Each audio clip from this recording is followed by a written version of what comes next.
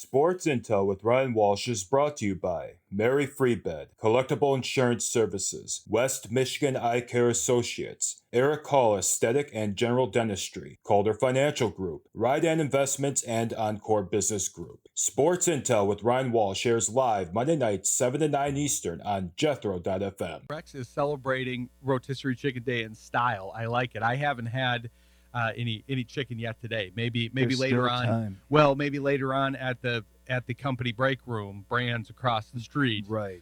Because they have a good chicken sandwich there. But anyways, we gotta get Evan on the show here. We got to talk some Tigers, and we got to also ask him his favorite way to prepare chicken here. So, Evan Davis of Last Word on Sports, welcome to the show.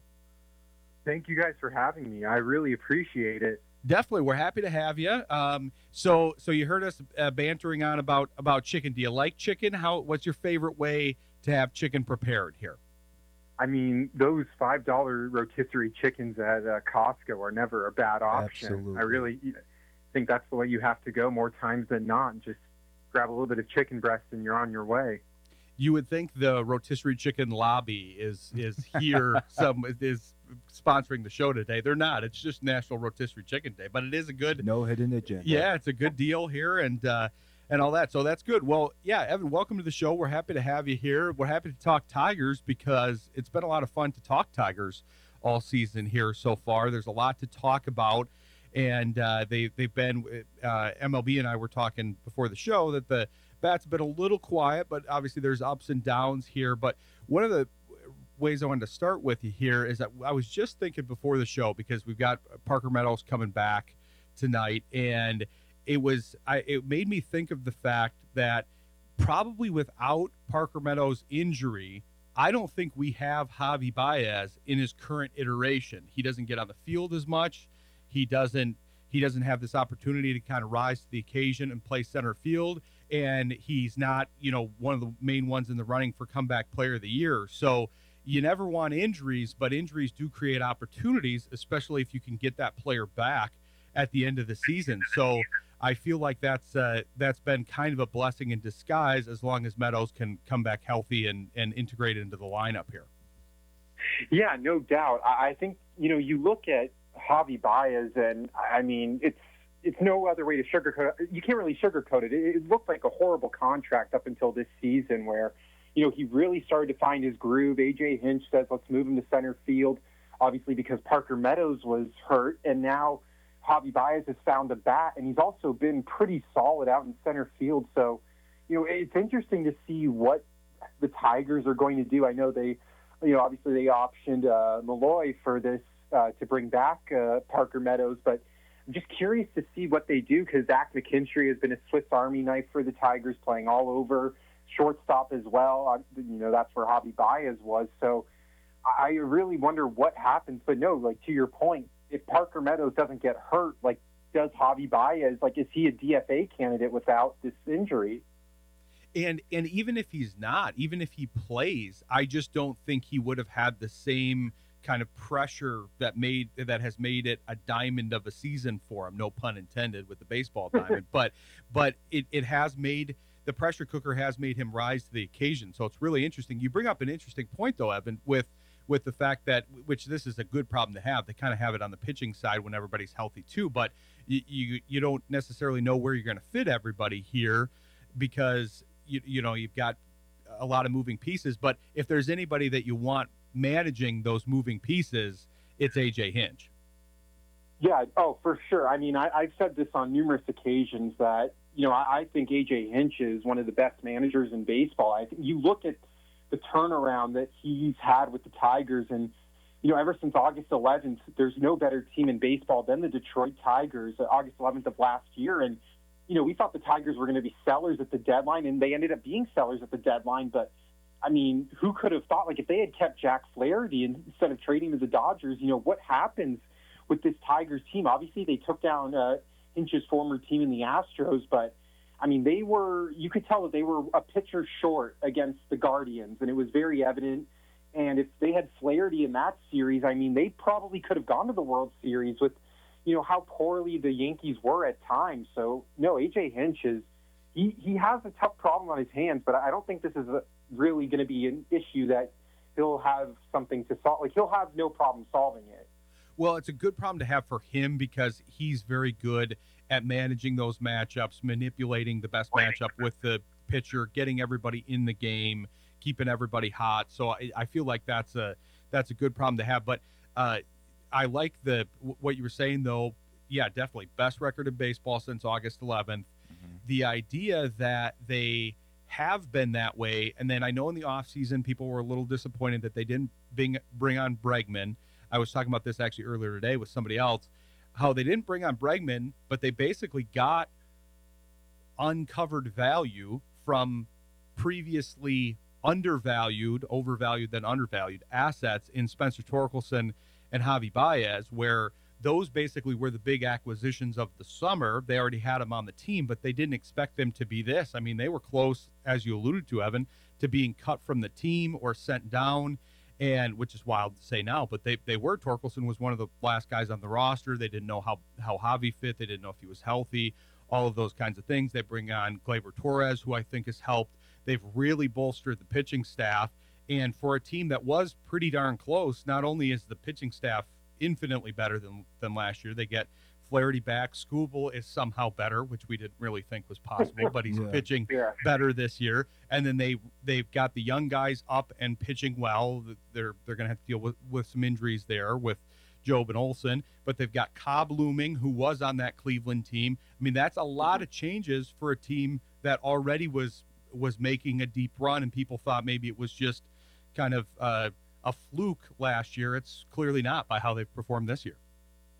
Yeah, no, absolutely. And with that Bregman point, well, obviously hindsight always wins 2020. I just don't know how he would have performed at Comerica, just given the dimensions of that ballpark versus Fenway. I'm sure Bregman's agent, Boris, I believe it is, told him, like, look, the way that you're hitting the ball is very similar in Houston with the Crawford boxes and the Green Monster, where, flyouts are doubles and maybe doubles are home runs for him there. At Comerica, it might have been a different story. So it would have been a lot more doubles for him, I think. But as I also mentioned earlier, like, did anybody expect Zach McKinstry to be this good and versatile in the field? I think that's what also really helped them, on top of Torkelson finally turning into the number one overall pick that he was, and the World Series champ that Javi Baez once was with the Cubs. And they're getting value out of guys that they really didn't expect, as you had said as well. But, for a quote-unquote small market team like the Tigers, this is kind of what they have to do. And, yeah, they might have missed out on some free agents, and that could have hurt them and made things a little bit better for them. But sometimes the best thing is just not to spend and to work in-house and see what you got cooking. And they brought back Jack Flaherty on that 2-year deal with like $25 million in the first year. It's basically a 1-year deal. But, I mean, yeah, to your point, it's just, I think they had to take a chance. AJ Hinch had to take a chance on what he had available to him. And thankfully it's worked out. And even in such a competitive division like the AL Central, they're still thriving. Yeah, I am a big McKinstry fan, so I'm glad you brought him up. I feel like he gets I feel like he slips through the cracks. I haven't updated this stat in a week or so I'd have to check to make sure it's still the case. But I know when I checked about a week or so ago, he was second on the team in wins above replacement to Skubal. Mm-hmm.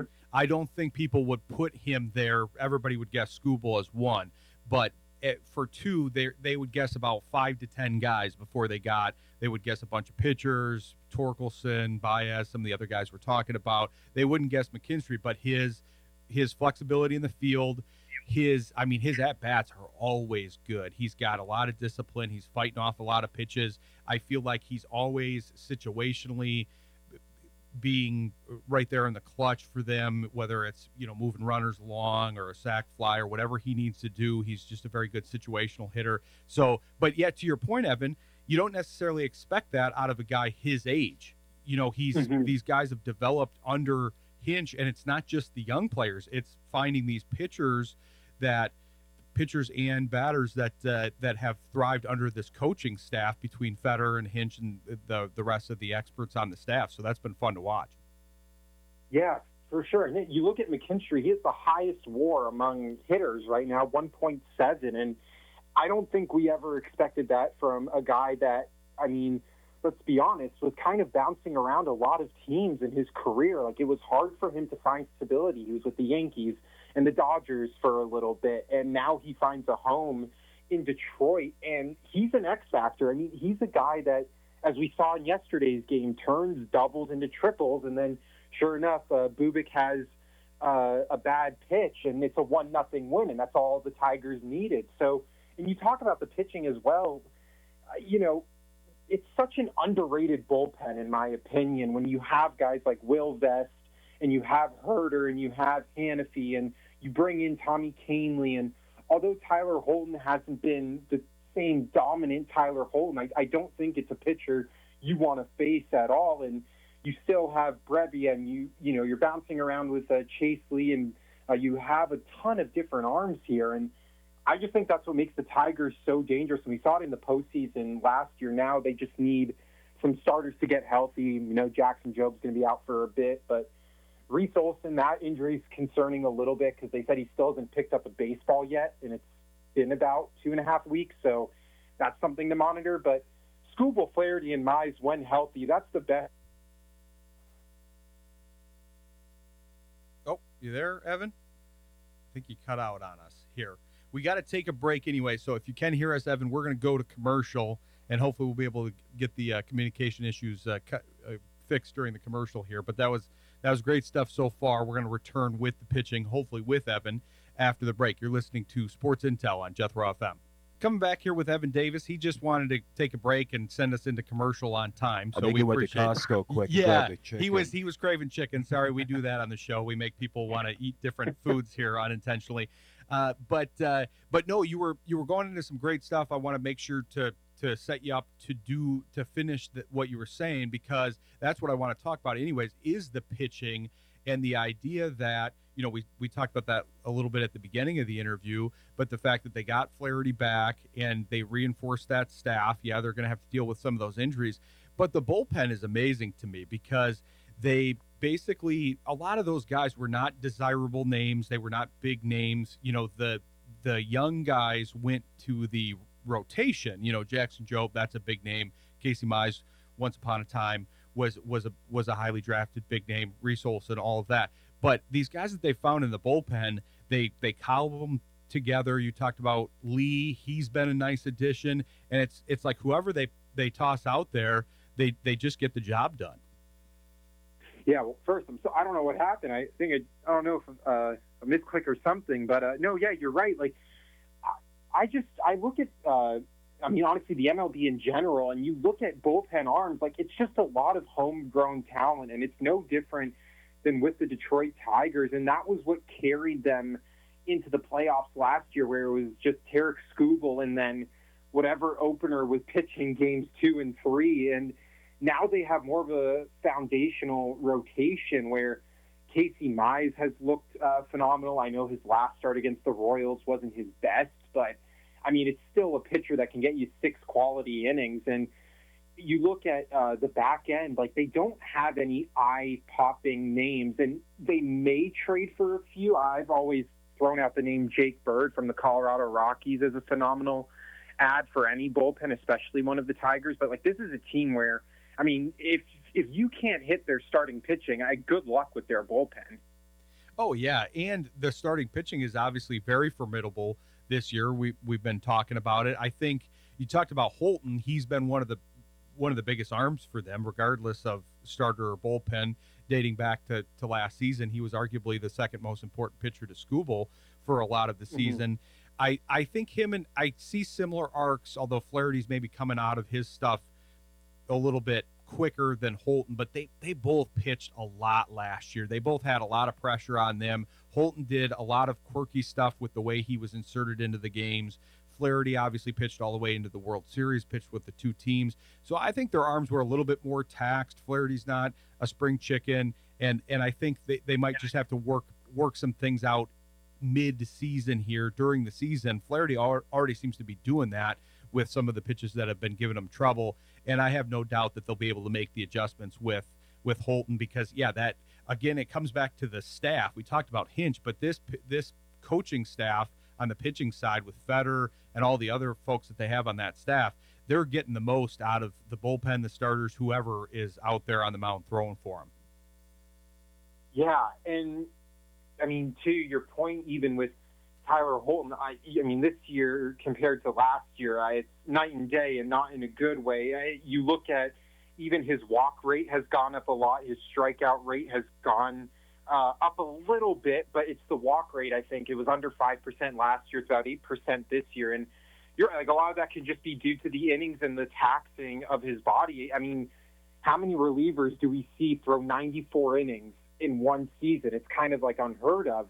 You're being relied upon a whole bunch, and for him that was the case. And this year it's kind of just like the arm may be a little bit gassed, and Flaherty pitched a couple of gems for the Dodgers and pitched all the way into the October, and you're starting to see him get back into form. His last start, or that start that he had against the Giants, was pretty freaking good, where he went 6 strong. So look, they'll figure it out. And the American League, I view it's a pretty weak league. I really think it's the Tigers to lose at this point, especially with the New York Yankees and their injuries, with, obviously not having Garrett Cole. And, how much can we trust Carlos Rodon and Max Fried? I love him, but there's a reason why the Braves let him go. It was because his arm is eventually going to explode, and we'll see what happens with the Tigers. But I think this is their pennant to lose.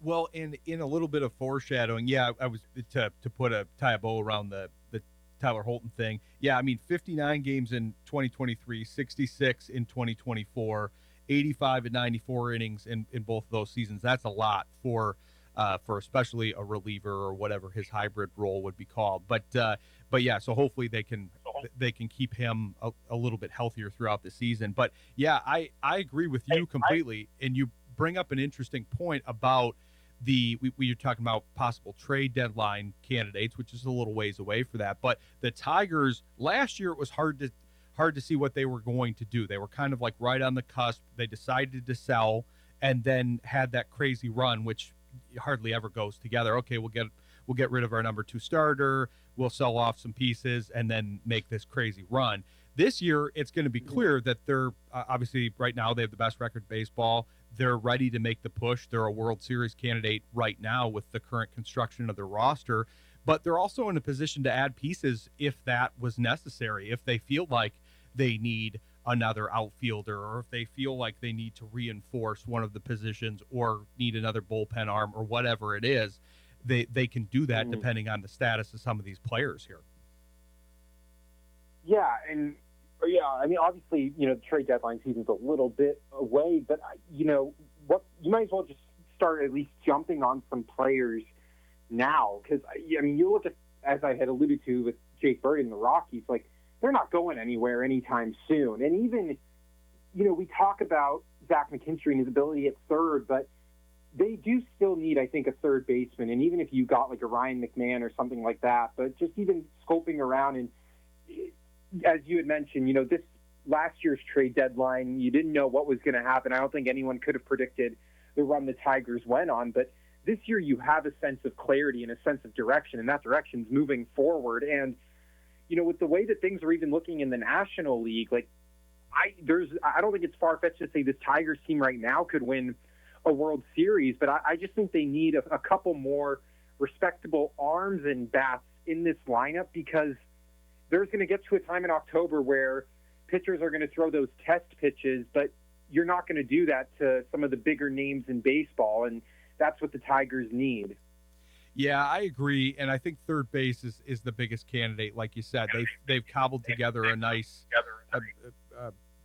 combination of players that have covered that. You talked about McKinstry, Veerling's viable there, Baez has played there a little bit, Ibanez, but I do think putting somebody in there that could be a little bit more consistent and a formidable bat, and move those other pieces around, because you still use those other pieces in that scenario. You just use them in different places. So yeah, reinforcing that lineup, especially knowing, hey, we've got one of the better farm systems in baseball. We talk about their farm system all the time on this show with the Tigers Minor League Report guys, and the idea that they're not only young, but like you said, they do have a legitimate chance, I think, at this point to win the World Series. So you can not mortgage your future. You can just use a couple pieces from it or whatever they end up doing to add a couple more pieces that are a little bit more in the present than some of these guys that are 2-3 years out that are in the farm leagues here. Yeah, absolutely. And I think for the Tigers, I just think they really got to be aggressive here, because if I'm AJ Hinch and I'm looking at this team, and especially just the pitching staff in general, they got to be uber aggressive. It can't be that they lose out because they didn't want to throw in an extra prospect. Because, although the Texas Rangers gave up Cole Reagans for Aroldis Chapman, they won a World Series out of it, and that's all the city of Dallas really cares about, is the fact that they won a World Series. So, look, if I'm them, maybe anyone but Max Clark would be on the table for a deal, just depending on what's available out there, because, you never know what the prospects are going to be like. I mean, how many times have we seen top prospects in baseball not pan out in the MLB? It's two completely different things with the minors and the major leagues. So, look, if someone's available that has some term with them, I would go for it, because there's no point in waiting an extra year. I mean, you always want to knock on wood, hope for the best, but I mean, Skubal looks phenomenal. Jack Flaherty is the best number 2 pitcher in the MLB right now, in my opinion. And then you have a very, very solid number 3 in Casey Mize, or you throw Reese Olson. Like, it's fool's gold with the Tigers. And you didn't even mention Job there. No criticism of what you were saying. That was all great stuff, but it's the idea that there's a lot of arms, especially that hopefully should be healthy. We haven't even talked about Cobb, who hopefully will come around by the end of the season. They're clearly not pressuring him to come back. But then you're reinforcing that already strong bullpen, because you're not going to pitch a 6-7 man rotation. So yeah, I agree with you, and they're in a perfect position to do that, because you're not going to offer a Max Clark or probably a McGonigal or whoever, one of the top prospects, unless you're going after one, a big time arm or bat. But there's still so much depth in the minor leagues where you kind of go, okay, I don't know if this guy's even going to fit in by the time he's ready for the major leagues, because there's so much depth there, just like there's depth on the major league roster. So yeah, it's interesting stuff. We appreciate you joining the show, Evan, and we'll definitely look to have you back on as the season progresses, as we watch a lot of the things that we talked about here. But tell the people where they can follow you here in the meantime. Yeah, no, I appreciate it. Thank you guys very much. I'm on Twitter at Evan Davis 5303. I know you were very gracious enough to use that for the tweet. I post all of my Tigers articles on there. And then on Instagram at e.davis5. I use that a lot as an outlet to post articles and any quick news things, because I just find that to be pretty accessible as well. So those are the two that I'm active on the most. Perfect. Yeah. Keep track of that. And as you can tell, he's got a lot of knowledge about the Tigers and baseball here. So we'll look to have you back on, but we appreciate you joining the show, and go have a rotisserie chicken here, Evan. I will. Thank you guys very much. I greatly appreciate this opportunity. Yeah, no problem. Thanks, Evan. Yeah, we'll talk to you soon. Take care. All right. Have a good one, guys. Thank you. You too. Thanks to Evan Davis. Good stuff to kick it off with baseball here. We're going to talk a little hockey. I've been trying to get these guys on the show. They did a good episode here on the Hockeytown Rundown podcast, where they went through and they basically played the GM. They played Steve Yzerman over this offseason, and then kind of played out how that would look. So we're going to have Zack Trathen and Carlo Mario on the show here after the break and talk a little Red Wings offseason. Stick with us. You're listening to Sports Intel on Jethro FM. We're excited about this. Rex and I were just talking about this in the break here. I've been wanting to get these guys on the show. Granted, it's the off season, but this is a perfect time to talk with them. I've been following their Hockeytown Rundown podcast. It's a good podcast. They've got good energy, good information, perfect fit for the show here. And they did an episode, which this is the stuff that we like here on the show. They did an episode about basically taking over the seat of the general manager and kind of doing the trades, doing the acquisitions in the offseason. So we're excited to welcome, I think, both Zack Trathen and Carlo Mario to the show here. Welcome to the show, guys. Oh, I did hear. Oh, I did hear click. No, that doesn't happen very often. We had actually a dial tone with it. That's wild. Yes. Well, but that's wild. You don't get on a cell phone. You don't get a dial tone. Well, we're on a rotary phone now to try to get back with Zack and Carlo. We're sending a carrier pigeon to send them a message here, and one hopefully, way or the other. hopefully get them here. But Rex and I can fill because we got to ask them about the chicken first. Rex, I always annoy Rex with this. Mike's getting them back on here. I think they might be viable. I don't know if they're both on, but I think we at least have Zack. Zack, are you there? Zach is here, and my fellow co-host Carlo is here as well. Perfect. Gentlemen, what's happening? Hey, Fantastic. Carlo, you guys both sound good. Okay, so we're going to start in the obvious place. It's National Rotisserie Chicken Day. What's your favorite way to prepare chicken? Ooh, Wow. Carlo, I'll let you go. I literally just had chicken like an hour ago.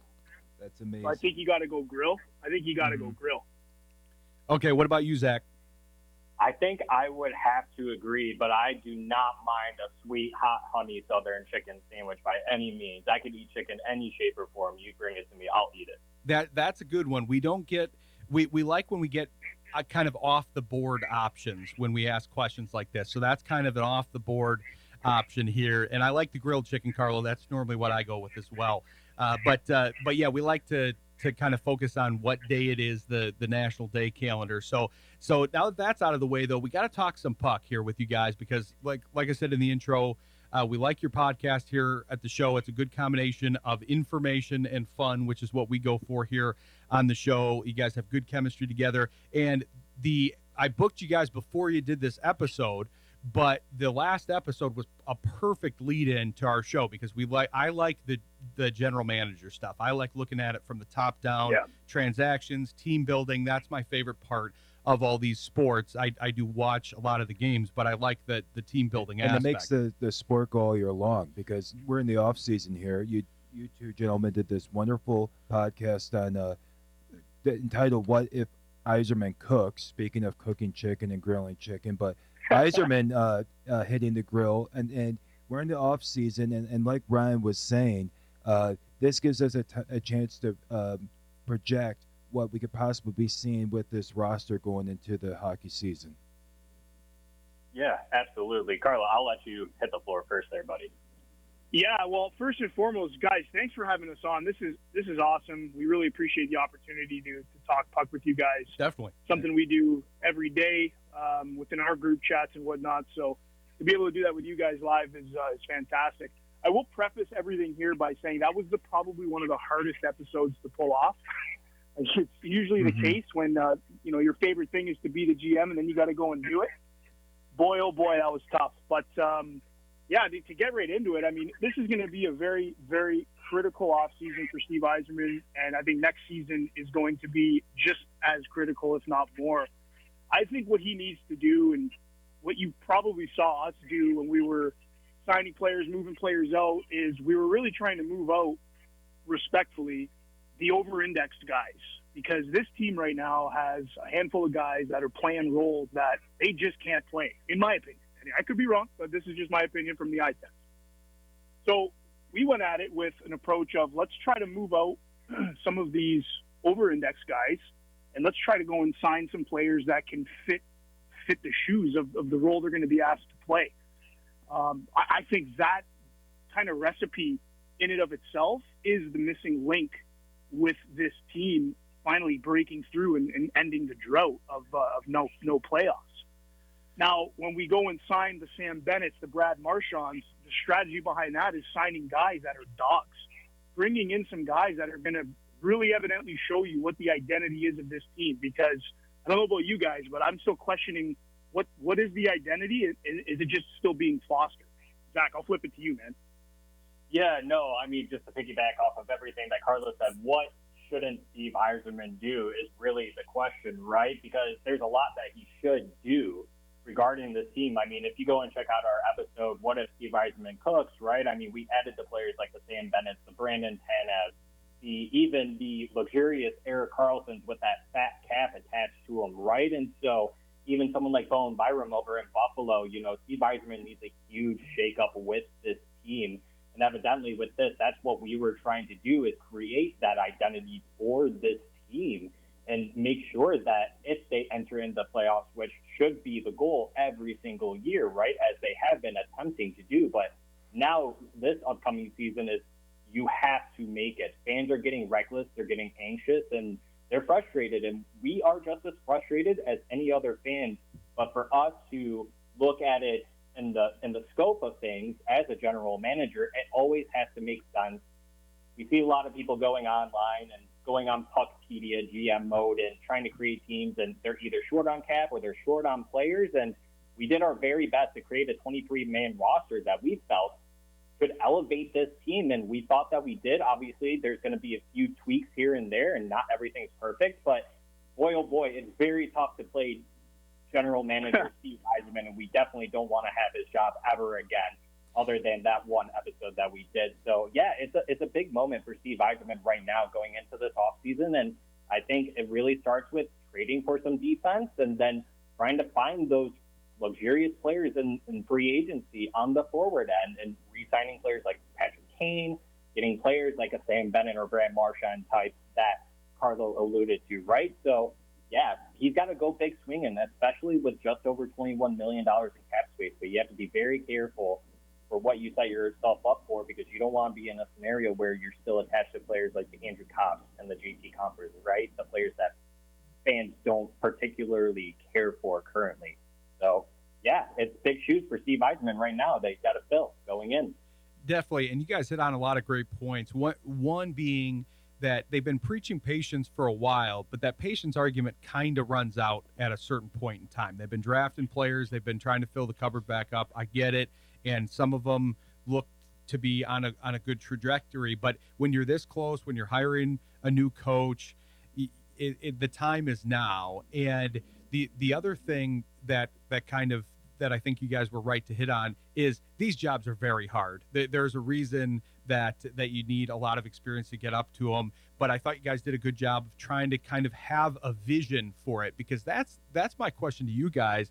I guess with the other teams in the Detroit market, we follow all the major four Detroit sports, and I feel like I have kind of a good idea for kind of their profiles, especially when it comes to trades. Brad Holmes has a very specific trade profile and draft profile. You can see that with Trajan Langdon already, even though he's only had one season with the Pistons. The Tigers that's starting to come to fruition with Harris. But with Yzerman, even though he's been in the league for a long time, obviously with Tampa, now Detroit, I don't have a good feel for what he's looking for here in Detroit, especially via trade, because if you take the couple of trades that he did last year, they were they didn't make a lot of sense to me. I don't know about you guys, but he gets rid of Wallman at the beginning of the season, who then gets turned into a positive asset when he was essentially traded as a negative asset. And then at the trade deadline, I think everybody, you guys are much more knowledgeable than me, but everybody's going, okay, yeah, we need defense here. This is what we need. We need reinforcement on the D side. And now, and then they trade for, a back line forward and another goalie. And I think I've made this reference in every hockey interview, so I want to stay consistent. If they're going to get goalies, this many goalies, they either have to find a top tier one or play all the goalies at the same time. Yeah, the goalie, well, I guess we'll start with the Wallman. I don't think anybody outside of Steve Yzerman is going to know exactly why that went down. And you kind of just got to leave it. You got to leave it at that. I mean, it sucks. It stinks. It still stinks today. As soon as you said his name, I was like, man, like it burns. But it happened. It's gone. And then he moved on, and he went down that Peter Mrazek route by shedding Joe Veleno's cap and bringing in Peter Mrazek. I don't really know what the MO there was. I know Peter Mrazek was playing quite a few games in Chicago, so maybe that's what appealed to Steve Yzerman, is a goalie who was playing high reps, because you got Cam Talbot, who is 38 now, and he's a hell of an athlete. Don't get me wrong, he's fantastic, but I don't think he's got the reps to go and play 40 to 45 games per season. I think Mrazek could. I think Mrazek can. And keep in mind, the Wings are getting a new goalie coach this year. I don't think that's been announced just yet, but there is something coming there, and who knows? We'll have to see what happens, unless, of course, Steve Yzerman starts grilling that chicken this offseason and he goes and gets, a stud goaltender. But to talk about the trades, I mean, there was not really much Steve Yzerman could do that would have made us happy, because we really didn't have that many assets. We still really don't have desirable assets. And the ones we do have, none of us want to get rid of. Marco Kasper came up a ton during the trade deadline. And I'm not down to move Marco Kasper. I mean, look what he's doing. Look what he did in the Worlds. Like, he put that team on his back. And he had a hell of an end of the season as well. A lot of teams were going after those types of guys. And then you kind of sit back and you're like, okay, let's seek to understand this one. We don't want to give up Kasper. Who else can we give up? And you take a quick look at the lineup. There's really nobody else there. Asmussen maybe, but is he desirable? I don't know. And then you look at the why behind that. Take a look at Ken Holland's last 6 first-round picks. And then take a look at Steve Yzerman's first-round picks in his first 6 years. I'll touch on Ken Holland for a second and kind of how he left Steve Yzerman, with the fact that there really was no desirable assets. His last 6 years, he drafted and brought in, was it Svechnikov, Cholowski, Rasmussen, Zadina. Zadina's not in the NHL. Cholowski's fringe. Svechnikov's not in the NHL. I know you're probably thinking the Carolina guy. We're talking about his brother. Right. He's not in the NHL anymore. So, I mean, you look at that, and it's like, man, if those guys hit, or if Kenny Holland and co went a different direction and actually hit on those last 6 picks, are we even having this conversation right now, right? I mean, there was a lot of talent in there that was missed on, and there's several things at play here. Maybe Ken Holland's still the GM because he drafted so well. Maybe Detroit's drought was only 5 years, 6 years. There's so many different outcomes with that one there, but fact of the matter is Steve Yzerman came in with a bone-dry cupboard, and he still had to ice a competitive team because at the end of the day, it's business. I'm sure the mandate from the Ilitches was, we just built this crazy stadium. We need to make some money. We cannot be bottom of the league, so we need to ice a decent team. I think Steve Yzerman iced a decent team. I'm not going to call it a playoff team, obviously, but he iced a decent team to handle the business side. He drafted really well with his first 6 picks in the first round, very well. And we're starting to see the fruits of that labor really come to fruition nicely. And to your point, you bring in that new coach and you nailed it. The time is now. Now is where you got to turn that page and you got to go heavy offense to get things rolling, whether that's getting creative with trades, buyouts. I mean, you got to look at everything, put everything on the whiteboard and start getting creative. Zach. Yeah, I mean, to cover maybe some of the things that Carlo did, because he did a fantastic job at doing that. Yeah, I mean, just to kind of piggyback off of everything that he said, just kind of talking about some of the players that the Red Wings haven't even brought up yet, like Nate Danielson, Amadeus Lombardi, Michael Branzig-Nygaard, who I believe can very well be a Tarasenko replacement if and when we do move on from him, which potentially could be this offseason. We'll just have to wait and see. We still have to see Axel Sundin Kolika make it to the show. Same thing with Sebastian Cossa. But talking about those players, yeah, these are players that the Red Wings fans don't want to move on from yet.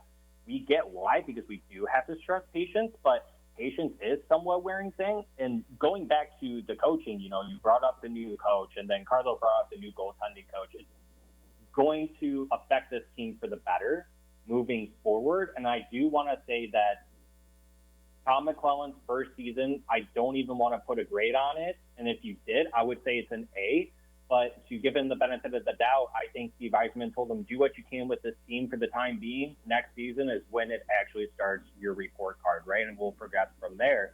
And so I think with that being said, Tom McClellan is now going into this offseason telling Steve Yzerman, hey, this is out of whack. This is what we need. This is what we got to do. And so, yeah, looking at it from the prospect perspective, Tom McClellan, he did a very good job over at Edmonton, over at the LA Kings as well with some of the younger guys. And it proved to show that over here with the Detroit Red Wings with Marco Kasper. And so are we in a spot to really rush these young players or force them into a trade to get ready now players?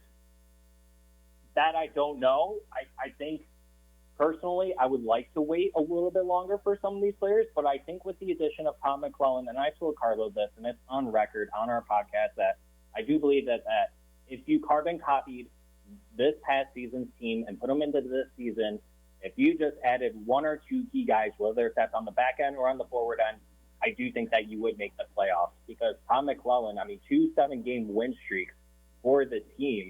The team was almost dead last by the time that Derek Lalone was yanked out as head coach. So I think with some of these young guys being on the team and a full year of Tom McClellan and a lot of these guys being in their first year in the NHL going into their second year, they can improve even with just minimal additions to this team. But Steve Yzerman, yes, he's got to do something here, and time is ticking.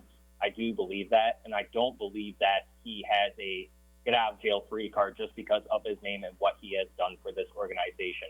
Eventually, you have to do something about that, but that's on Steve Yzerman. And I guess just to touch even on the Jake Wallman thing a little bit, obviously a lot of fans are a little frustrated with that because you see what he's doing over there with Edmonton and what he got for the San Jose Sharks at the trade deadline, a first-round pick, and we had to move on a second-round pick just to move on from him. But to that regard, and not just the fact that we had to move on from him, looking at it from the perspective of we needed to make room for Simon Edmondson.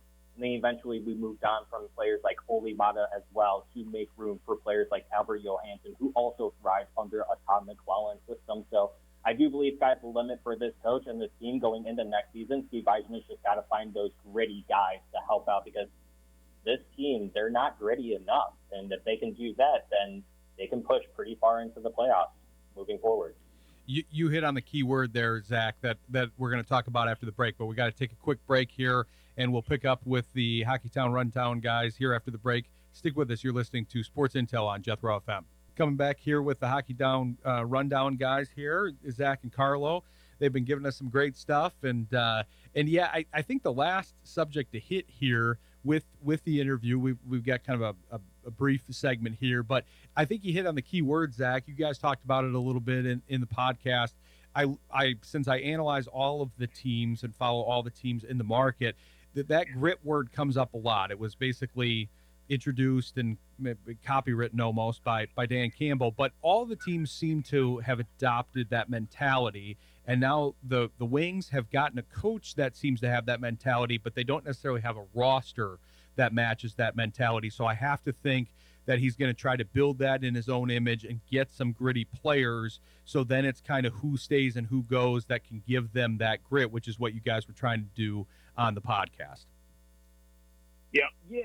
Yeah, I would have to agree with that. And for Steve Yzerman, kind of going back and touching on the prospects, that's kind of what he's looking for in most of his prospects, right? Is the big guys who can skate well, who have great hockey IQ, and that can play with a bit of physicality and grit.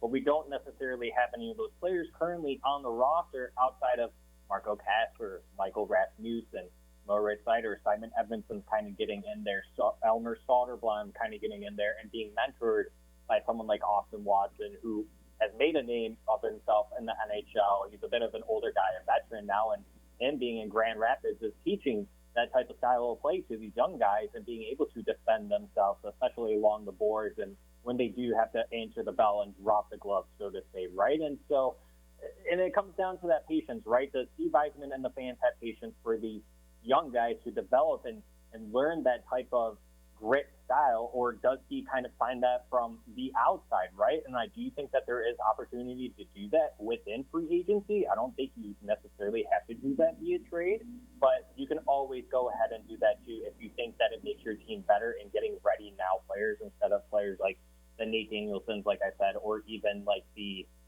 William Wallanders, right? So there are players out there that you can go and target. But Carlo, what about you? What do you think about that? Yeah, you nailed it, man.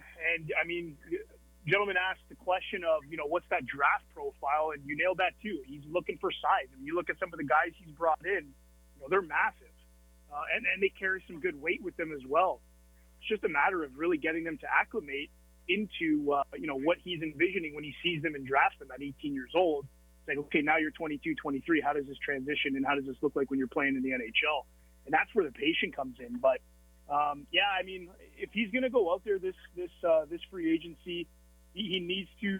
There's got to be multiple boxes that get checked. Obviously, we want someone who can play the role. If you're bringing in somebody to address a gap on the second line, let's make sure they're actually a second line player, not a third line player being over-indexed. and make sure the other box that's being checked is the fact that they have grit, because that's what we need. Like I said earlier, I'm not convinced we have an identity. I don't know if it's being fostered.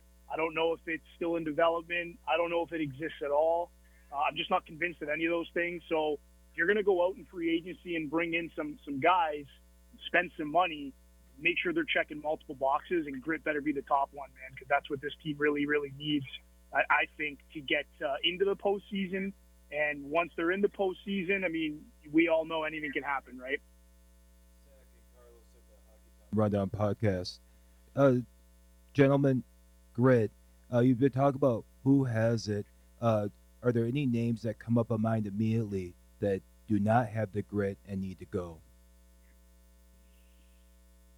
There's probably a couple, honestly, just off the rip. Probably JT Compher. I would say probably Vladimir Tarasenko are just a couple off the top. I mean, you can even throw out Justin Hall out there, even someone like Eric Gustafsson. But the players that do bring enough grit, like I mentioned earlier, would be Marco Kasper, Moritz Seider, and Michael Rasmussen, right? And so even Elmer Soderblom, we were seeing a little bit of that, Simon Edmondson. But those two immediate players, or even the three that I mentioned earlier, would probably be my main three. Carlo, I'm not sure about you.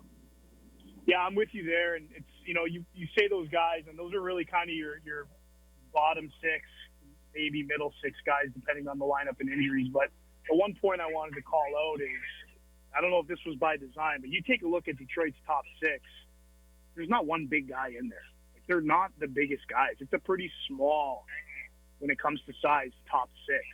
Mind you, they're skilled and they're quick, but there's not that guy. I shouldn't say there's not that guy, because we're going to see Marco Kasper market, boys, because Marco Kasper's a dog. You're going to see him. He reminds me of like Pat Verbeek in his prime. But other than that, it's a pretty small top six. So, yeah, to rattle off the guys that I think got to go, you look at the no grit factor, you look at how much they're costing, and you look at their production. JT Compher is definitely one of those guys that I think's got to go. Vladimir Tarasenko, I love Vladdy, but it's just the project's not working out in Detroit. And are we up against the clock to make this postseason? If we really truly are, I don't expect to see Vladdy back, but that's just me. Interesting. Yeah, I'm with you on that. It just doesn't seem to have been a good fit here in Detroit. He's certainly a talented player and could be a good fit elsewhere, but they haven't seen the fit here yet. But yeah, I agree with you guys. There's a lot of reason to be positive too. You hit on it, Zach. You talked about how you just add in a couple players, or McClellan gets there earlier.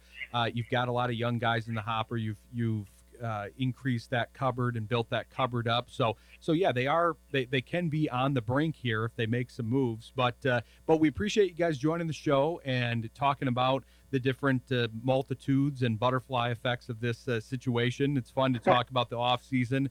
We'll definitely get you back on as the season approaches, so we can be talking about what you guys think, kind of a preview and review here, what you guys think of the finalized roster once they get that in place here in a few months. But we appreciate you joining the show, and tell everybody where they can follow you here in the meantime. Yeah, you guys can follow us. We're on all social medias, whether that's Twitter, X, Facebook, Instagram. It's always at Hockeytown Rundown. We do have a link tree that's always on all of our socials, even on YouTube. We're on Apple, Spotify as well. Most engaged on Twitter, X. We're getting a lot bigger on Instagram. We're putting out more reels, and then obviously Carlo's doing a really great job at that TikTok stuff over there. I have no control over that. But yeah, that's where you can find us anywhere, is at Hockeytown Rundown or Hockeytown RD as well. So yeah, you can find us there, and then you can find me online at Zack Trathen, HTRD, on all my socials. And then Carlo, I'll leave it over to you. Where can they find you, good buddy? Yeah, you can find me on Twitter. That's kind of my main source for keeping up with the hockey community, and my handle is at DrumLion. Perfect. Well, yeah, we appreciate you guys joining the show, and great stuff. We enjoyed the conversation, and we'll look forward to having you back on here in a few months as the season approaches. Yeah, I'd love that, man. That'd be great. It'd be really good to sync up with you guys once again to kind of review and maybe start projecting some lineups, eh? Yeah, that'd be perfect. Sure. Yeah, we'll plan on it. Thanks, guys. Appreciate it. Thank you, gentlemen. Thanks a lot, gentlemen. Have a great night. All right, You as you guys well. too. Take care. All right, thanks to Zack Trathen and Carlo Mario. Great stuff from them. Hockeytown Rundown podcast. Check that out. We're going to take a quick break and then come back with Chris Solari of the Detroit Free Press, a prominent Michigan State beat writer. Maybe one of the first Michigan State guys that Rex has been able to talk to, so he'll probably have some questions for him. But stick with us. You're listening to Sports Intel on Jethro FM. Excited to get this next gentleman on. We've been wanting to talk to him for a little while. You've heard him on our buddy Steve Project's show, The Sports Project on Jethro FM, our sister show. But he does a great job for the Detroit Free Press covering Michigan State and all the happenings there. And there are a lot of happenings right now. We were just talking about that in the break. So welcome to the show, Chris Solari. How goes it? Hey, pretty good, pretty good. How about with you? So on this show, we like. There shouldn't be anything going on. What's that? It's summer, so there shouldn't be anything going on once the basketball season ends and the NFL draft's over, right? Well, that's the time that we can kind of take a break and have a longer form discussion like this. You've still been putting out great content.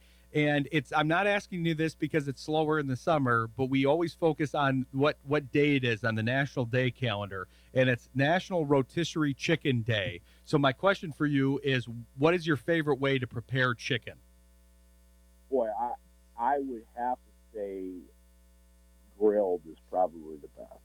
And then, you get a nice good barbecue chicken on there. I think that's probably the best way to do it. But I celebrate all forms of chicken, quite honestly. I'm very inclusive. Yeah, I like it. I like it. Yeah, that's the way to go. Yeah, we have Dr. Jimmy Liao coming on the show who covers Lions injuries after this, and he's always talking about barbecue. So I thought it was a good through thread for the show. I'm with you on the grilled chicken though here. But yeah, like you said, it should be slow in the summer, but it hasn't seemed slow here with Michigan State. We've been covering Michigan State pretty heavily throughout the year. We've talked to a bunch of the writers and the folks on the beat there with you, and wanted to get your take because there's a lot of stuff going on. They've obviously got the AD search going on, and they're trying to solidify some leadership there. They've got some good leadership in the various sports programs, but they need somebody at the head of that. So I'm curious on your take on that here. Yeah, I think the hiring of Jay Batt is a real interesting one in a lot of different ways. First of all, because Michigan State has not gone outside of East Lansing for an athletic director hire since 1995. Wow. They've promoted internally. Merritt Norvell was the last outside hire. He was in private business. And obviously on his watch, Nick Saban was hired in that time frame. And I think Marilee Dean Baker before him also set him up nicely with Nick Saban and Tom Izzo, which is pretty good on her resume, right? But after Merritt Norvell, they promoted internally from Clarence Underwood to Ron Mason, moving from the hockey team to the athletic director chair to Mark Hollis. Then they moved Bill Beekman over when Hollis resigned from administration. Then Alan Haller was promoted. So this is the first time in 30 years that Michigan State will have an outside voice leading the athletic department. And I mentioned Marilee Dean Baker. The last time Michigan State hired someone with athletic director experience at a college was Marilee Dean Baker, and that was 1992. And she served until 1995. So it's been 30 years since they've had an outside voice. And I think Michigan State really needs it, which is, why Jay Batt is the interesting hire. They bring him in from Georgia Tech. He's been a very big fundraiser anywhere he's gone. In fact, he worked with Nick Saban at Alabama, speaking of that.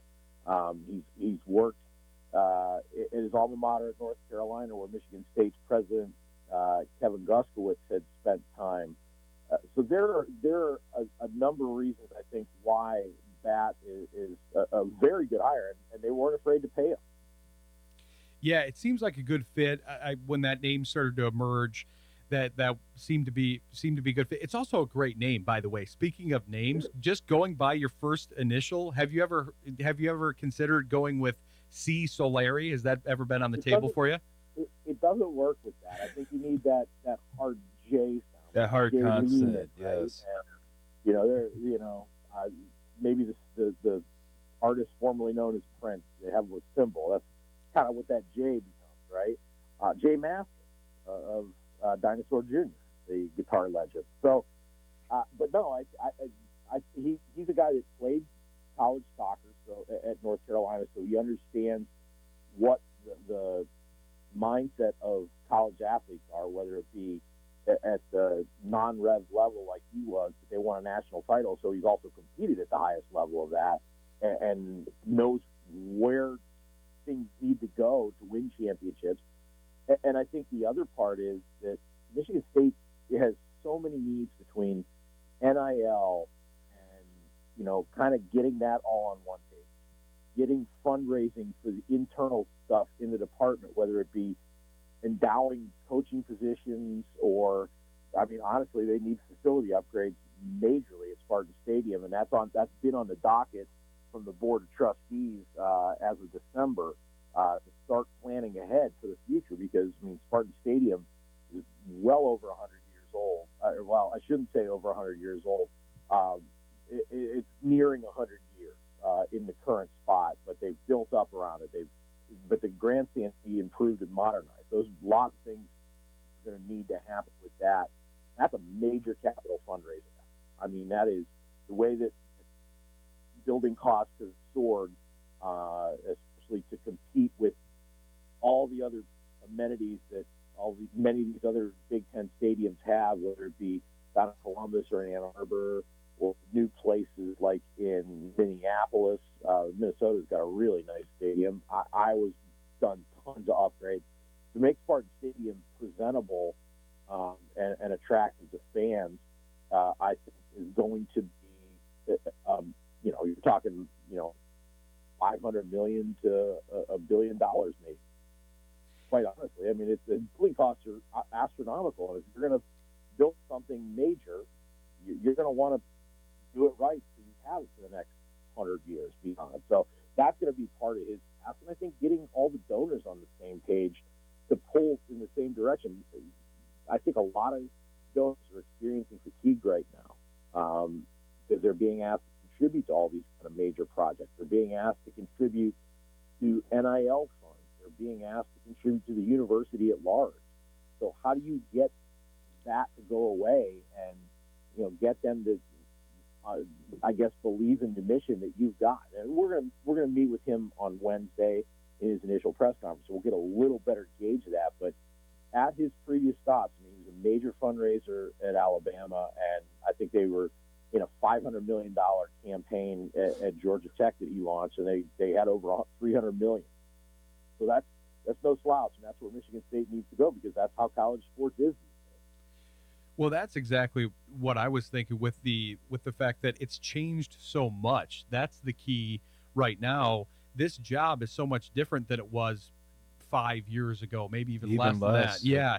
And so the idea that you need somebody that's going to be able to change with the changing role and improve some of those things that you're talking about, that's going to be the key because it's not done changing either. The compression of all of this and all the eyes on the NCAA and the structure and NIL, that's going to continue to change in ways that we can't even foresee yet. So the idea that you can have somebody that, because obviously fundraising is a huge key to everything going on with college sports right now. Right. So you got that part covered with him, and somebody that can move with the times as he's done with his with the previous schools that you talked about. That seems to be the key because that's the most interesting thing to me is how malleable this role has been over the last few years, and it doesn't seem to be stopping here. Yeah, and I respect Alan Haller. Former MSU police officer. He put his time in the department. He's a former athlete. Alan Haller would have been a great athletic director 10 years ago. Unfortunately, he was hired 5 years ago, actually 4.5 years ago, because Alan Haller, I believe his first day was September 1st, 2021. July 1st, 2021, everything changed. That's when NIL became the norm, that athletes could make money off their name, image, and likeness. And between July 1st, 2021, and when Alan Howard took that job on September 1st that year, everything had changed because it went from little mom and pop businesses paying athletes to be in commercials or be spokesmen for products, whatever it may be. That's when the NIL collective came in. And if there's anything that the history of college sports has taught us, I'm talking 120 some years, donors are going to find ways to get players paid. And they have a fervor for alma mater that sometimes, that's why the NCAA rulebook was so big, right? I mean, because some donor or some alum did something that caused them to add another layer of rules. So that's kind of been stripped away. And the NIL collective kind of finagled in and changed what NIL was initially meant to be when the House agreed to do that. When the federal courts said you need to let them capitalize off their name, image, and likeness. Well, these donors all banded together to give guys money to play. I mean, it's pay to play. We know that. Everybody knows that.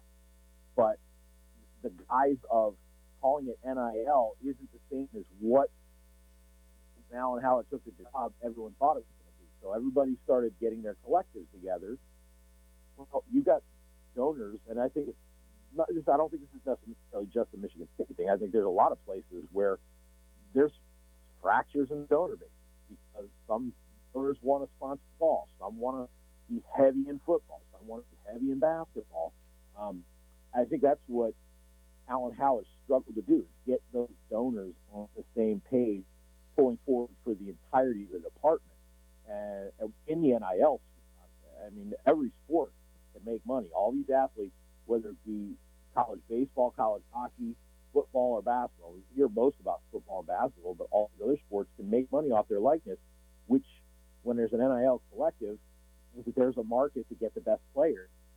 So, and we still don't know what the market really is. There's no transparency on it. We don't know how much athletes really, truly are making, how much of it's bluster from schools to make themselves look better, how much of it's blusters from agents to make themselves more attractive to athletes. That's the landscape that Jay Batt has kind of been navigating at Georgia Tech, which I think is really, I thought this could have gone one or two different ways. I thought they could have gone for a C-suite individual, a CEO. That's kind of like what Merritt Norvell was. They could have gone back into the business realm to find someone, or they needed to get a younger athletic director that, like we said, evolves with the malleable time. And I think that's what they found. I mean, they targeted Jay Batt. Maryland had wanted him and never spoke with him.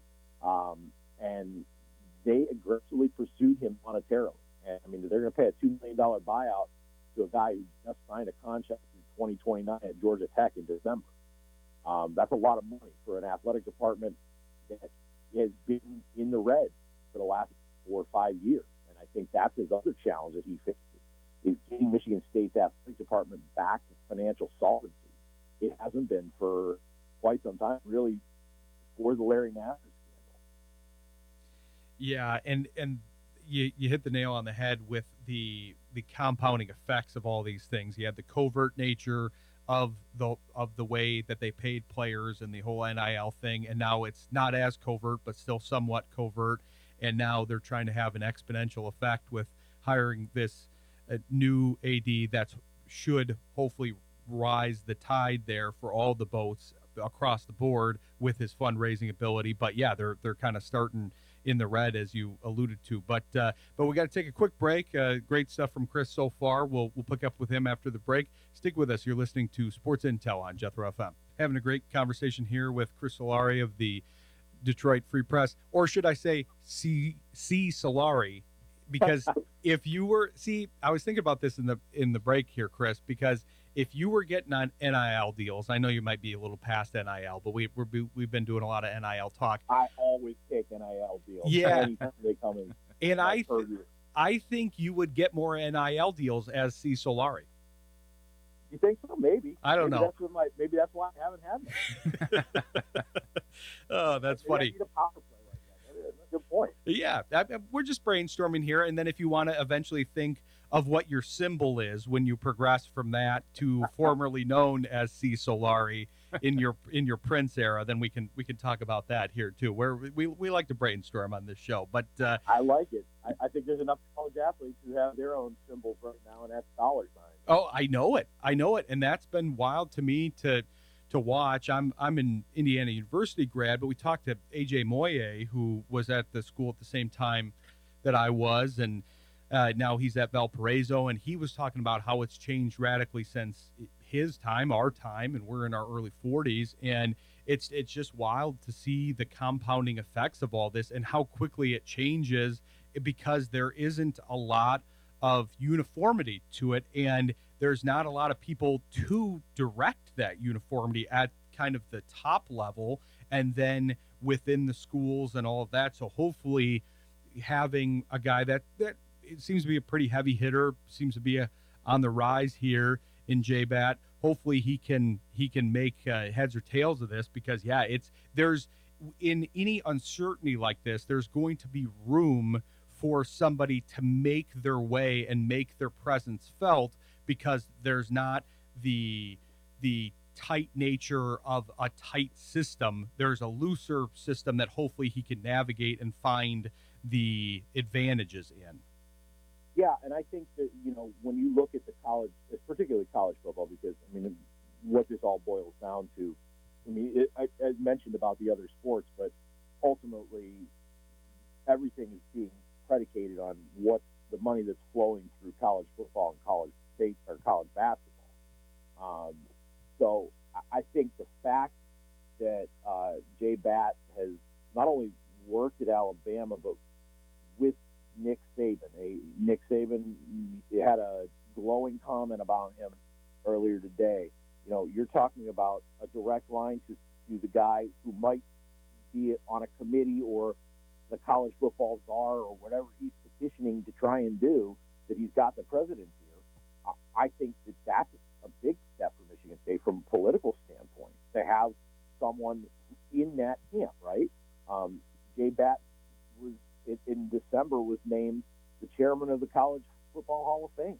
That's another cachet and feather in his cap to get Michigan State some political clout. Mark Hollis, when he was athletic director, sat on a number of different boards. He was chair of the NCAA selection committee for the NCAA tournament one year, and was on that committee for some time. He sat on a lot of those Big Ten committees. I think Michigan State's been missing that, and obviously Hollis stepped down in the wake of the Nassar scandal and some of the other things that happened. I think that that's been a vacuum that Michigan State has kind of lost some of its clout. When you think where Mark D'Antonio had the football program and Tom Izzo had the basketball program in say 2014, 2015, 10 years ago. It's been a while. But Michigan State also had a voice in a lot of the major things that were happening around college sports, and that's kind of fallen by the wayside. And I think that's where J-Bat kind of needs to not only just be the guy on campus to get everybody moving in the same direction, but also to get Michigan State moving back into that national conversation that it had been in for a long time.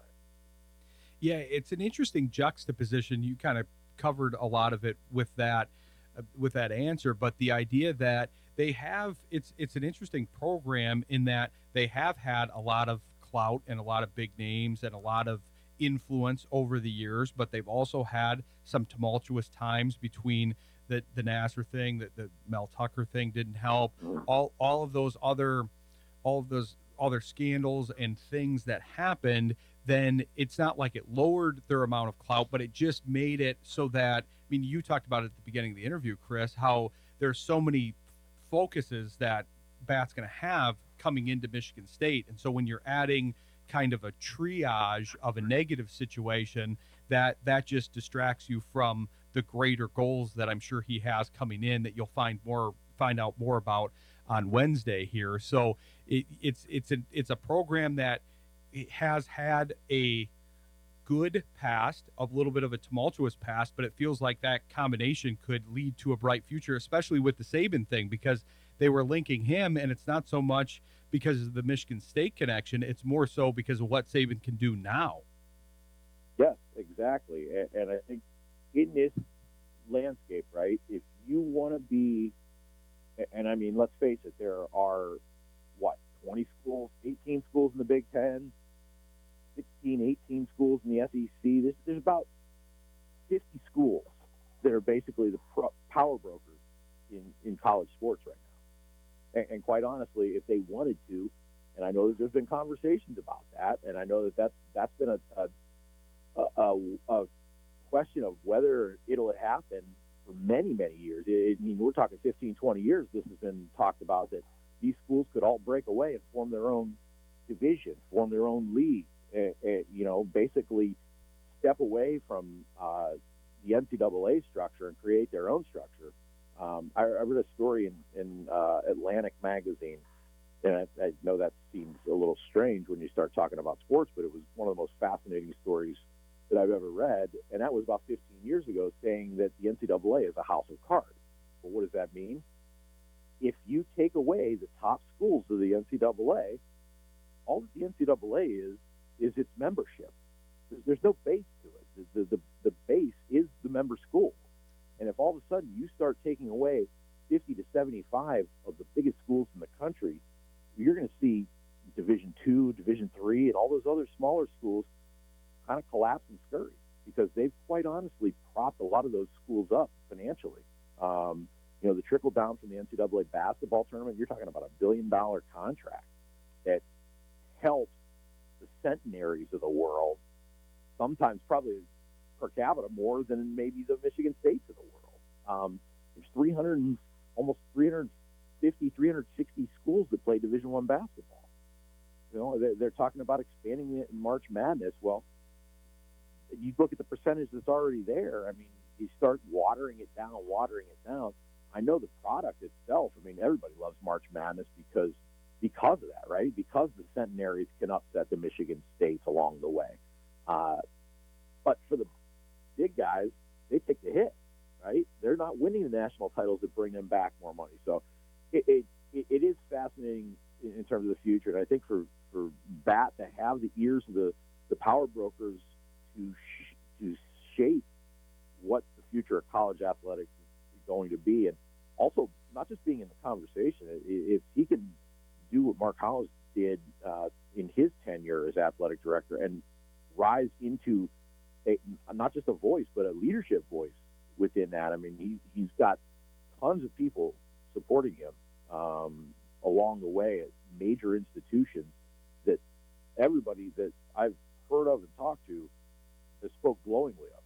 So you're talking about someone who was on the Sports Business Journal's 40 Under 40 5 years ago. I mean, he's young enough that he can make an impact and keep Michigan State among those top 20 schools where their financials are, or it should be. And let's face it, if we're talking revenues, they're in the top 20, but they've also been spending. So it's going to be a juggling act there a little bit. Yeah, and he does seem like the one to kind of propel them into the future here. So it'll be interesting. It'll be interesting to see what you find out too here, during the upcoming weeks, but for the initial press conference and as you do some reporting here. So we're excited to follow that because I like all of your reporting. We usually do 30-minute segments. That's too short with you because you just have a lot of great stuff. We'll just have to have him back. Yeah. So as long as he makes time for us, and then he'll rebrand, he'll become C. Solari, and then he'll come back on the show. That's my summer project if the summer ever arrives. Yeah, exactly. Yeah, with all your touch on the NCAA investigation with the football program. I mean, I know it's supposed to be a summer, a light, breezy time seasons, but it never stops. I mean, that's college sports these days. I know there's a ton of stuff that I wanted to cover for you. I had a bunch of notes here, and we didn't get to half of it. So there's just a lot of good information from you. I didn't expect the C. Solari part though. That was improv there. I didn't expect to be asked about my favorite chicken. Yeah, exactly.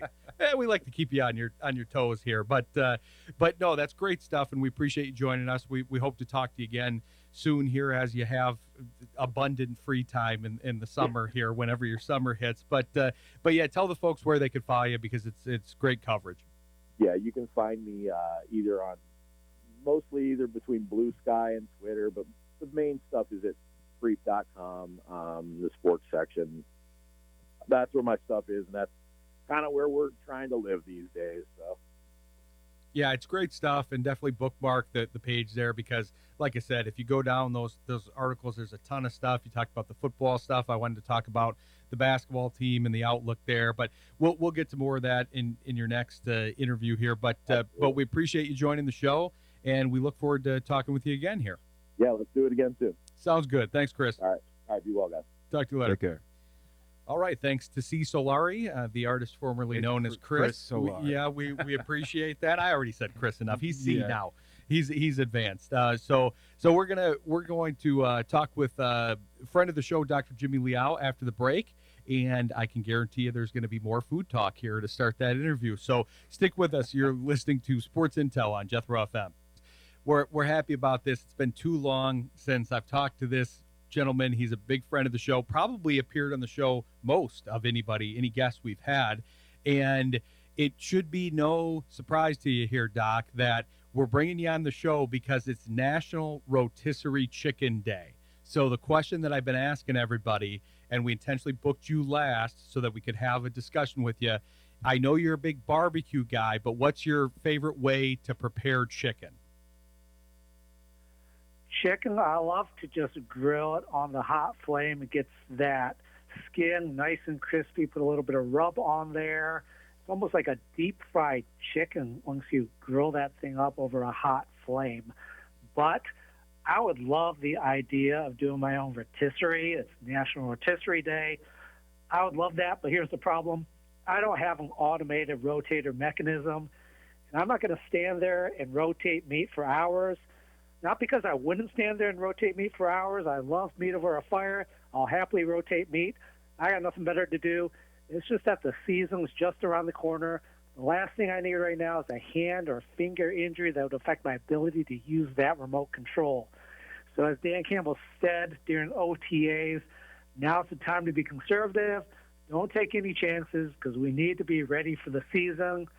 And as we all know, worst case scenario is an injury becomes a chronic thing and causes, who knows, like early retirement.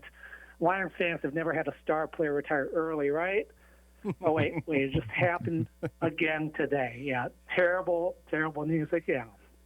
I'd like to say I planned it this way, that we got you on the show because of the Ragnow thing. We've talked about his injuries. But really, it was because of National Rotisserie Chicken Day. So, I mean, it's just happenstance. It's worked out that way. But, yeah, we don't need a Justin Pierre-Paul situation with you, Doc. We don't need anything happening to your hands. We need you to be able to write all that great content and do what you do with your hands, especially being a doctor. We can't have a JPP, well, that was fireworks, but still close enough situation for you. Yeah, we need to keep all our 10 fingers. At least 9. Yeah.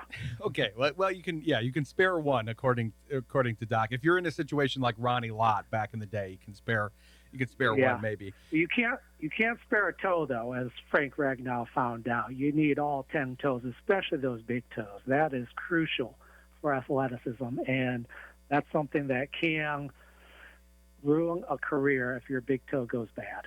Yeah, that's an interesting one because we talked about this when we were kind of formulating this segment and it was evolving over time, and we deemed it Into the Honolulu Blue Tent with Dr. Jimmy Liao. The other name that I was toying with was something in honor of Frank Ragnow because it just seemed to be a good tie-in with the injuries. And now, yeah, this does feel like kind of an Achilles heel situation with him. He's fought through so many injuries, and he's done a great job at it. And obviously, there's different reasons he did this. There's family considerations with the new kid and all of that stuff. But it is tough. Like you said, it can come down to a thing like the toe. You got the turf toe injury. You got his toe injury. That this isn't the first time of this type of thing happening. Yeah, who knows for sure why he retired? I mean, what players say publicly isn't necessarily what they're saying privately, so we don't know exactly what's going on behind the scenes. He could just need more time to go fishing. He's made a ton of money, and if all he's doing is just going fishing, he's got plenty of money to do that the rest of his life, so that could be the entire reason. But that toe issue, which started at the latest 2021, potentially even before that, but I have a video on my Twitter showing this toe injury from Game 4 of 2021. He missed the rest of the season. That chronic toe has been well publicized, was described as non-surgical, non-fixable. It bothered him really the rest of his career. It did seem like last year maybe it had stabilized and he was better because we didn't see that toe on the injury reports last year. So this early retirement is a little bit of a surprise, maybe even a shock to me, considering what he came off of last year, which was a fairly healthy year. Yeah, I agree with you, Doc. I mean, I was watching a video from Justin Rogers earlier today, and he was talking about how he's kind of formed a relationship with Ragnow over the years, and there was the whole kerfuffle about the injury issues last year and him possibly retiring last year, and then he kind of came back afterwards and said, well, that was a little blown out of proportion. I think what I was saying was kind of misconstrued, and now this year there wasn't any talk of that. Like you said, he's had his healthiest season in a while. There wasn't any talk. I am curious about your thoughts because we'll talk about a few things as we normally do, but I want to cover the draft a little bit, and I'm curious. It seems like he had given the Lions a bit of a heads up about this because their draft makes infinitely more sense. It always makes sense because it's Holmes doing it, but sometimes it's harder to see what he's doing, what his vision is, because he's thinking so many moves ahead. But it does seem like it makes more sense what they're trying to do, that maybe they see Ratledge as a future Ragnow, somebody that starts as a guard and then moves over to center, because that reinforcement of the interior of the line makes sense with now a big hole with him leaving. Absolutely. Even with Ragnow, if he was going to play, the draft still made sense because our offensive guard position heading into the season was a big question mark. Graham Glasgow had a down year last year, over the age of 30, had a knee issue last year. Who knows what his status is? Christian Mahogany looked good, but very, very short stints last year. 6th-round pick, so it's not like he was a really high prospect. So we really were going into the season with some question marks at offensive guard. But as you said, Frank Ragnow probably did have some communication with the Lions. They probably did have an inkling, or maybe even more than that, that this could be a possibility. And we saw in OTAs that Tate Ratledge was playing center the whole time. So that really makes sense now with Frank Ragnow retired. Tate Ratledge could be the present and future of the center position. Yeah, it'll be interesting to see how they play that. Obviously, there will be a lot to be decided here with Glasgow having the ability to play center, but where do you slot him in? You've got a couple guys in the mix for guard. You already mentioned that. So, yeah, that'll be interesting. But speaking of Ratledge, we were looking at an article here in the studio before you started, and I always like your stuff. I like how it's getting a little bit more varied. I like that there's some food recommendations in there. We'll definitely hit that.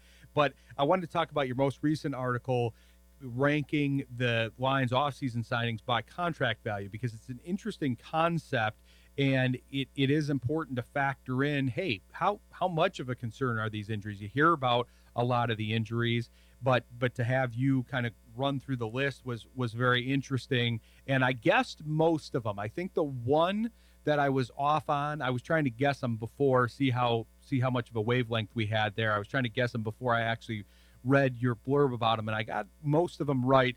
Davenport was a little bit lower. You had him as 7 out of 10, but he's got an extensive injury history. But I thought that was an interesting article, kind of categorizing a lot of the Lions' injuries. Yeah, lots of injuries over the years. I mean, with the NFL, players are always going to have an accumulation of injuries. So in the article, I try to summarize the relevant injury history and give a ranking of concern level going forward. As you said with Davenport, I had him ranked 7 out of 10 concern level, with 10 being the most worrisome. That potentially could have been higher, as you said. I mean, these are all just sort of gray area rankings. But the past 2 years, he's only played 4 games, triceps tear reportedly, and then bilateral ankle with a tightrope surgery.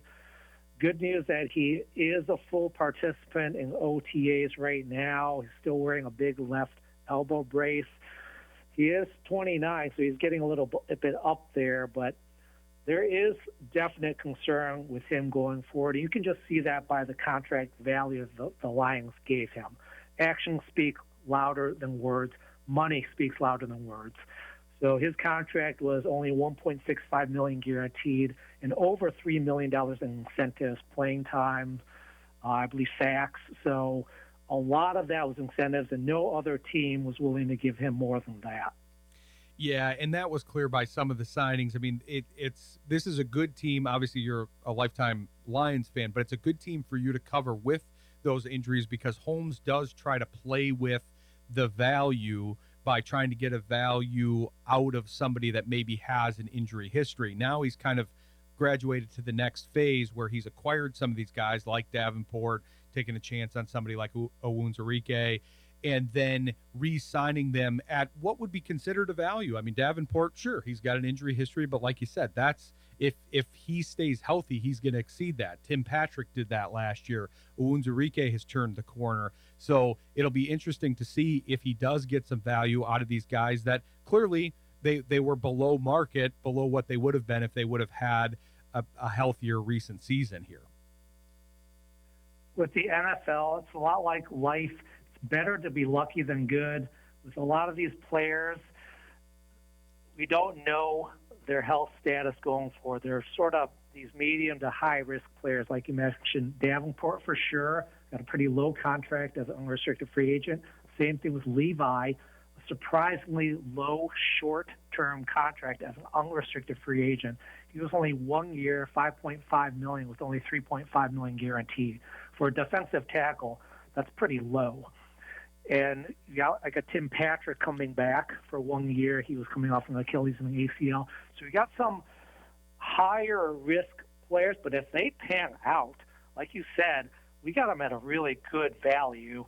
And salary cap is starting to become important now with all these high-priced draftees we're signing, like Kirby Joseph just recently. So we need some of these guys to pan out and get lucky with them, really. And if we do, then we could have a really Super Bowl caliber year. Oh, yeah. I mean, just returning a lot of the guys that they lost last year. We obviously interviewed several times here and had several discussions on air over the course of the season because injuries are always relevant, as you mentioned. And it was especially relevant for the Lions. So just getting those reinforcements back, they added a few guys that should make them an immediate contender. But we got to take a quick break. We're going to come back with Dr. Jimmy after the break here. Great stuff as usual. It's nice to talk to him again. Stick with us. You're listening to Sports Intel on Jethro FM. Coming back here with one of our favorites, Dr. Jimmy Liao, here into the Honolulu Blue Tent with him here for the first time after the season concluded. Now, we were talking about your coverage and how I like that it's getting some more layers here. It's always been great. You got the injury stuff, but we talked on the show how you have the ability to cover a lot of things. You have a lot of good knowledge of the lines. You're able to kind of cross-pollinate the injury knowledge with a high knowledge of the lines, which is why you write for Lines Wire there. But I like that you're doing travel previews for some of the games here and then integrating your food takes because that's been a staple of our interviews. So I like that you're telling us where to go in Kansas City here. Yeah, food is a big part. Anytime I travel anywhere, I like to sample the specialties. Kansas City, I went to barbecue places every single day because that's what they're known for, specifically burnt ends, which is their specialty. It's sort of interesting in Texas. Multiple barbecue places, I couldn't even find burnt ends. They don't even serve it. It doesn't exist in that universe. But Kansas City, it's everywhere. So I tried a bunch of places there. So on Lines Wire, I reviewed all the food places I went to, so you can check that out and maybe get an idea of where you want to go if you do go to Kansas City this year to watch the Lions. I love that, and that should be a good one here. They've got a tough schedule, but I want to talk about some of the other concepts that you've been talking about on there because we got to talk about just kind of the overall health of the roster. We got to talk about Hutchinson and all of that, but I thought you brought up an interesting point on X, and I think you wrote an article about it as well, talking about rest differential, because these are the types of things that play in over the season that we don't necessarily pay attention to. So I wanted you to take the fans through that a little bit because that could play into what is a tough schedule with a team that does have some injury concerns that we've talked about. Yeah, the rest differential is the difference between the rest days the Lions have versus their opponents that week. This coming year, they're going to have the second best rest differential since 2002, which is a 13-day positive rest differential. So you would think that would translate to potentially a healthier team, or at least a more available team, more player availability. Each day of extra rest does improve the chances the player is going to play the next game. Hopefully that'll make a difference. Maybe it'll make a difference as far as injury recovery. Hard to say on that part, but we'll take any advantage we can get, especially coming off of last year. Yeah, definitely. And the best way I can kind of codify that as a layman fan that doesn't understand the injuries nearly as well, my injury knowledge is all due to you, but it's the idea that when you see those Thursday games, they're always kind of messy because those teams are coming off of a short rest, and that's all part of it. Even if the players aren't missing the game, they're out of their routine. They're not able to go through the same health cycle as if it were a full week. So then you've got to kind of magnify that and say, well, when you get more than that, it's even better. So that'll be interesting to watch. But I want to definitely talk about some of the individual players, specifically Hutchinson. That's obviously the big one to watch. I'm wondering, I know we talked about him as we were headed into the playoffs and the possibility of the Super Bowl, and he could have come back. You covered that well about how his leg size wasn't there, and that would have been obviously interesting to see because they would have been in the Super Bowl, but that he wouldn't have been anywhere near full strength. Are you surprised with kind of his recovery, or do you think he's kind of on time? Where do you see that relative to what you've expected here? I see him as on track, not ahead of schedule, not behind schedule or anything, on track. This is typically a 6 to 9 month recovery. He's at about 7.5 months now. I expected he might be designated as limited during these OTAs, but he was not. He was designated as a full participant. Now there's gray area with full, limited. It's sort of, they just make that stuff up. But the fact that they didn't say he was limited at OTA is a clear signal to everybody that he is going to be ready to start the season. No concerns, no major setbacks, no worries at this point. Yeah, that's good news because obviously he's the headliner with the injuries. But one of the other articles I wanted to talk about is you went through the press conference and the tidbits from there. So I'm curious what other ones, whether it's from that press conference, from that article, or just the offseason in general, who you're keeping your eye on and where you kind of think players are at versus where you expect them to be or want them to be for a healthy roster here at the beginning of the season. Obviously, we've got McNeil. We've got a few people in the mix. He's not going to be on the opening day roster healthy. So where are you seeing kind of some of these developments over the offseason here? The two guys that are not going to be there at the start of the season are Lee McNeil and Malcolm Rodriguez. Those guys had late season ACL, so we'll probably get them back midway through the season at some point. They might not even be back to their full self, their pre-injury self, until the year after that, though. So we got to keep our expectations low on those two guys. Almost every other guy who had an injury last year should be ready for the season. Khalil Dorsey might be borderline there. He had a tib-fib late season injury there for him. Same kind of injury as Aiden Hutchinson, but a couple months later. The rest of the guys should be okay. One guy I'm keeping my eye on is Makai Wingo. Knee meniscus surgery, likely had a meniscus repair, which is a multi-month recovery. I expected to see him at least a little bit at these OTAs, but he was limited and maybe even out of OTAs. I don't think anybody's seeing him. So that's a guy to keep an eye on when training camp starts. Those are the main guys I'm really keeping an eye on. As far as you mentioned the media session availability a couple weeks ago, the most interesting thing that came out of that was Sam Laporta, who revealed that he had ankle surgery after his rookie year. And that was surprising because he didn't miss any games for an ankle during that rookie season. I have a video of what's likely his ankle injury, which occurred in week 17 of that year. Looked like an external rotation injury. Didn't think too much of it. Didn't seem to bother him the rest of the year. But as we've seen many, many times over the years, surprise surgeries happen. So this was an interesting revelation by Laporta.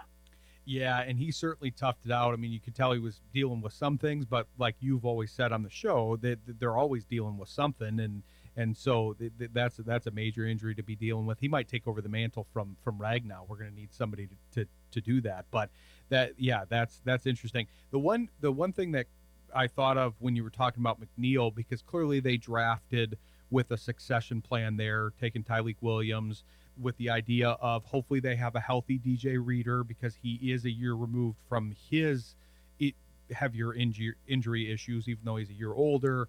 For an older player, I feel like that could mean he has a little bit higher production on the field. Then you get Williams some more time, and that really could cause an interesting effect. That's the one good thing about injuries, if you're trying to see a silver lining, is sometimes it gives people opportunities, and you say, oh, I didn't realize this guy could be this, and then they're still that, and then you get your reinforcement back, especially if it's earlier in the season. So I'm hoping that'll be the case with the interior of that defensive line, because that'll be one of the keys for them. They like to live in the trenches, and so if Williams can get some reps with Reader and some of the other rotation guys, and then McNeil can come back somewhat healthy, then that could be a force on the inside there. Yeah, absolutely. Everybody needs to realize that the season coming up is not going to be judged by the regular season. We went 15-2 last year. It didn't matter. The success of the season is going to be the playoffs. So we want our guys to be healthy for the playoffs. Hopefully, Ali McNeil comes in the second half of the year and is healthy into the playoffs. That gave Tyleik Williams, first-round pick, a bunch of playing time, a bunch of time to develop. So as you mentioned, potentially you're adding guys, ringers coming in the second half of the season, giving the younger guys a chance to develop.